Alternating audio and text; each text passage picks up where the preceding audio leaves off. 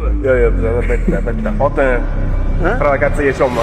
Va mashinangiz ichidan mobodo U8+ narsalar chiqib qolsa, Respublika bo'yicha taklifini qilamiz, foizimiz 1,5%. nima uchun BYD aka? BYD buni sababi birinchidan elektromobil. Taksistlarga qancha chiqim kam bo'lsa shuncha yaxshi. Ikkinchidan hozirgi vaqtda O'zbekiston bozoridagi eng aktualni, eng talab katta mashinalardan bittasi bo'lgan uchun mana shu BYD ni tanlaganmiz. BYDchilar ko'rib turinglar, yana bitta reklama bo'lib ketyapti. Bu nima edi bu? Bu nima kerak endi?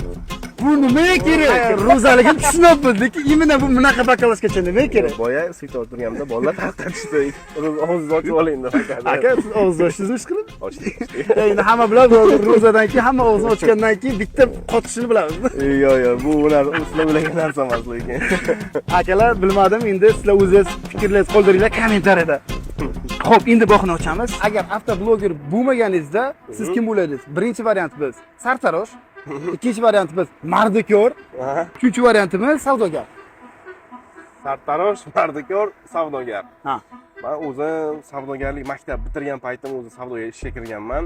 Menimcha shu savdogar bo'laydim, skoriy. Savdogar bo'laydi. Aka, lekin mardikorlar ham o'z kuniga 320 ming ishlaydi. Endi qo'ldan kelgan ishdan men endi kiyim-kechak savdosiga yaxshi tushunaman. Menimcha savdogar bo'lgan bo'laydi. Bu manimcha shunday ochiladi. Voy. Yana BYD reklamasi. Aka, bir safar bizlar ham topib qo'yaylik. Bizlar ham reklama bo'lib qolsin-qa. Yaqinlaringizdan kimi yo'qligi sizni hozirgi paytda azoblantiradi?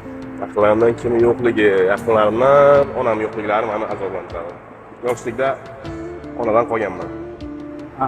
Ya'ni ko'chada ko'rib qolsalar 012 mana shu nomer taksini birini mashina bo'ladi.